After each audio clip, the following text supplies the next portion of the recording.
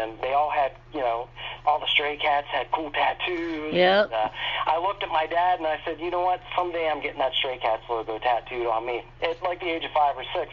So then as I got older and was old enough to finally get my first tattoo, the very first tattoo I got was the Stray Cats logo on my arm. So Oh, wow, that's funny. So you did get it. I did, and actually years back in the 90s I was running a lot of music fanzines and magazines, and I had a chance to interview the Stray Cats. So I got to talk to Lee Rocker and met Brian before, but when I was talking to Lee, I had told him, you guys really inspired my love for vintage culture, not just rockabilly music, but the classic cars and, the whole pinup scene. And, he got a kick out of it. He's like, wow, thanks for making me feel really old. But it's true. So, and nowadays you see tattoos are just such a popular fad that it's actually more odd to people if you don't have a tattoo than it is if you're fully covered. So that's another thing that's become very popular that I never would have imagined 25 years ago.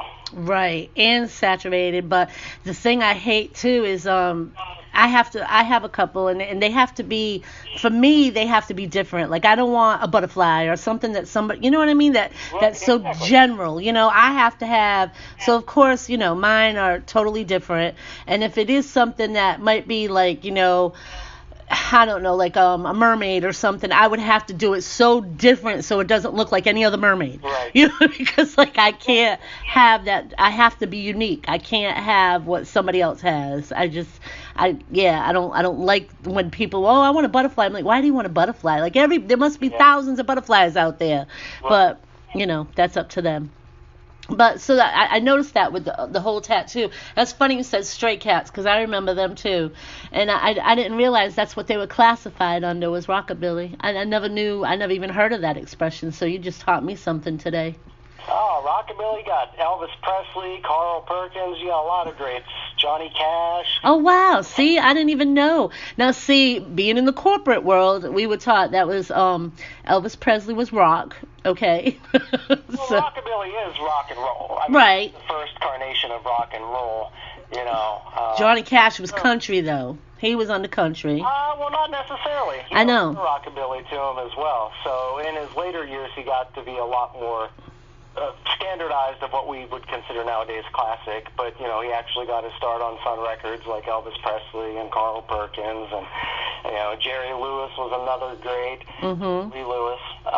The Clash I used to like. The Ramones I used to like. I used to love the Ramones. Yeah, definitely two great bands. Yep, I used to love the Ramones. That's so wild. That just brought me back. Like, now I want to hear them tonight. I haven't listened to them in years because, like you said, I got tired of. Because, like you said, I believe when my daughter was younger, her babysitter was all about, like you said, the Ramones. And I'm like, what do you mean? You kids can't know.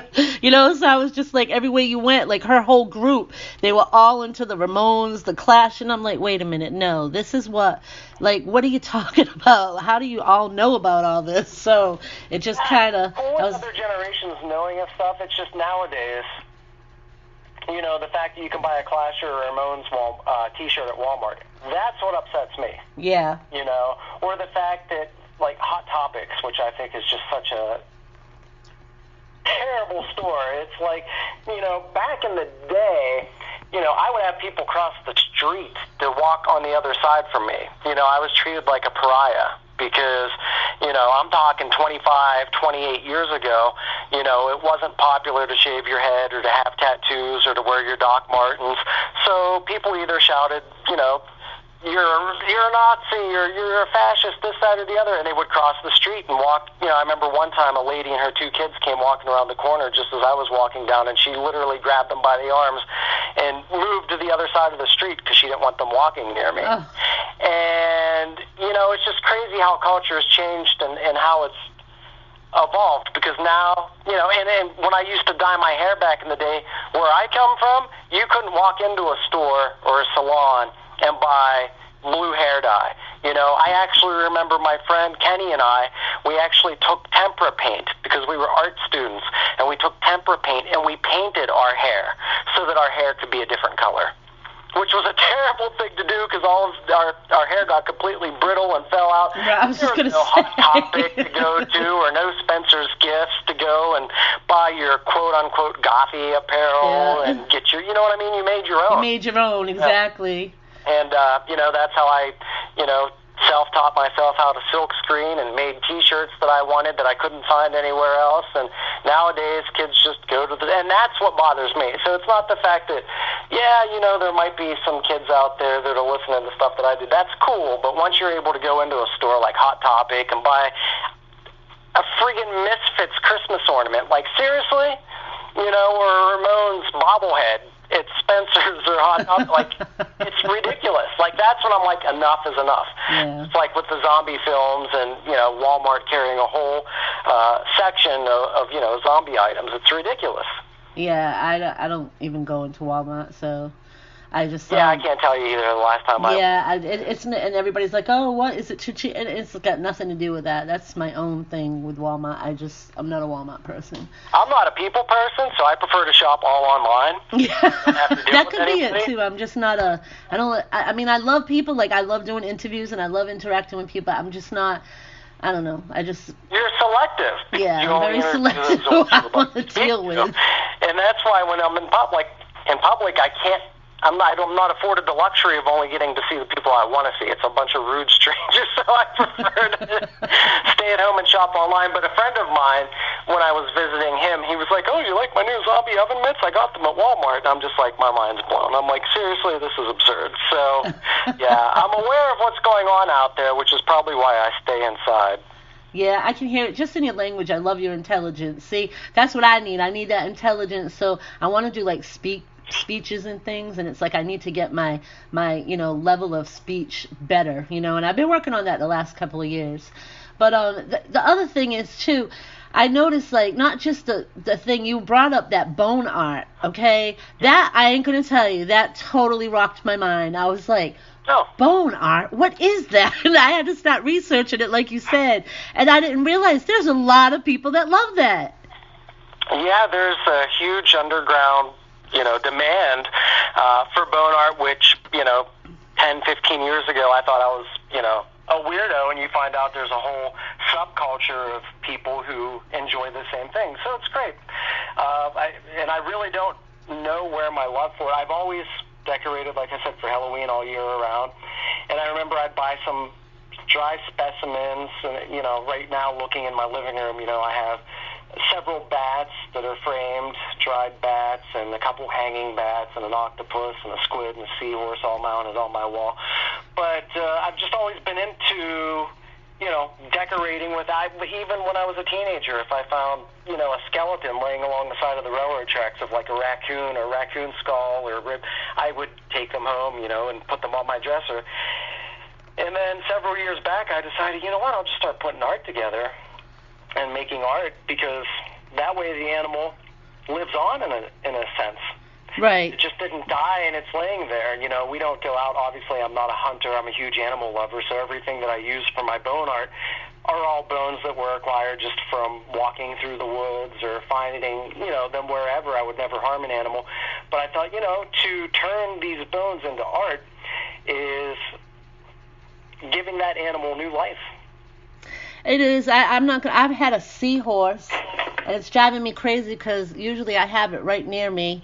But I've had a seahorse for years. It was my grandmother's favorite animal. You know what I mean? And I had one that was it's all bone, and everybody's like, Kelly, why do you want that thing? But it's sentimental to me, and like you said, it was a seahorse that she had, and it I don't know, like you said, it lives a presence of her, you know what I'm saying, and her favorite thing, and I don't know, it's still, I mean, it's not alive, but I mean, it's alive in its sense. You know what I'm saying? Well, there's beauty even in death, and I think that's one thing that a lot of people overlook. Especially my mother, I should say. I'm sorry. My father gets it and understands it. My mother, I think, she never liked the whole tattoo thing. She never liked all the, dark and macabre things that I found fascinating. And, to display, dead specimens around your home is probably, very morbid to a lot of people. For me, it gives me a sense of peace and comfort, and I find something very beautiful about it. So, yeah, it's just one of those things. And a few years back, I met some people in Pittsburgh. They had a House of Oddities. It's at the time it was considered, I believe, in the top 5. I think it was rated the number 3 roadside attraction in the U.S. But it was like an entire house of all these odd specimens and things of the macabre. And one of my best friends was having a paint exhibit. And I thought, I had already been making bone art, so we kind of just threw me into the mix of that. So I had my first bone art exhibit probably in 2012 or 13. So, and I haven't had much time for it recent with all the films and the writings, but I actually can look in the corner of my room at a collection of bones that are just waiting to be turned into something. So that's wild. And I've seen, the ones that I had seen, they had made some pretty stuff out of it. I ain't gonna lie. Like deer antlers, they had made like a whole table out of it. There was, there was some like pretty incredible things that I had seen, and I had seen some that were like the way you said it. They had put it. One lady, she saved something that had gotten run over in the street. And basically, they didn't make it, the babies or something. It was pregnant. I forgot what kind of animal it was. I don't know if it was a raccoon or if it was some type of thing. But the animals didn't make it, so she ended up turning them into something. And at first, I thought it was kind of strange. But when I read her story that went with it, it was absolutely amazing. It was just like wow, okay. You know what I'm saying? This is different, So I totally... I said, okay, now I can get the point about it. I think it was the way she explained it that made sense to me. Right. You know what I mean? It just totally made sense. Now, the latest thing, other than the movie that you have coming, is Neverlasting, right? Mm-hmm. That's correct. So, how is that going? And I must say, I don't care if I have to mail you, because I want an autographed copy. Yeah, we can definitely arrange that.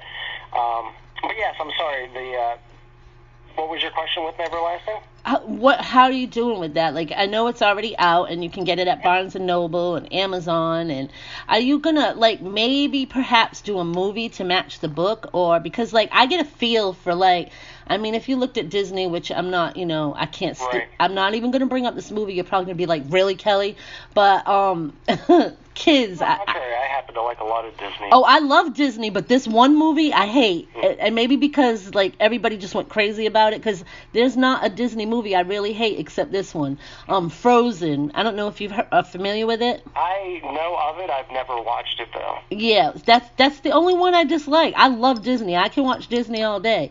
But that one movie, I don't know what it is. I don't know why I don't like it. But the gist of it, like the beginning of it kind of reminded me of that. But it also reminds me of, and I can't believe I have a mental block right now, Jack, that little Jack GIF I sent you. Mayor Before Christmas? Yeah, it kind of gave me, and I don't know why, because it's not like the characters look like that in the little video or anything. It kind of gave me that feel. Yeah, well, it's actually, I touched on it a little bit earlier in the interview, where I had mentioned that Neverlasting was originally a film script, and the film got postponed. So a friend of mine had advised, why don't you turn it into a book? So that Neverlasting was actually written as a film. It was actually written as an animated film, a claymation film, to be honest with you. Oh, wow. It's funny that you bring up. And actually, we had I can't remember if it was an Indiegogo campaign or GoFundMe campaign, but we had a successful campaign, raised a good bit of money for it, and we actually started making the sets. So we were making these beautiful, it's... What? This is how the movie came about. It was in my drinking heyday, where I was just drunk one night, and I'm like, you know what, I'm going to make a stone mausoleum. So I went outside and gathered as many stones as I could possibly find, and I built this really creepy-looking mausoleum. Oh, wow. I just had it in my house, and I was like, wow. And I've always loved animation. I've always loved claymation. And there are a few really great individuals who are making fantastic claymation movies that never get the accolades that they deserve. There's two brothers. They're called the Quay brothers, who have been around for quite some time. They are actually they were born in the U.S., Philadelphia, I believe, but then in their younger, because they're now very old, but in their younger years, they ended up moving from Philly to Germany, and they started making a lot of really great German stop-motion films. And then there's a more recent artist by the name of Robert Morgan, who's a UK filmmaker who makes claymation films. Absolutely outstanding. So those types of animated claymation films always had a place in my heart.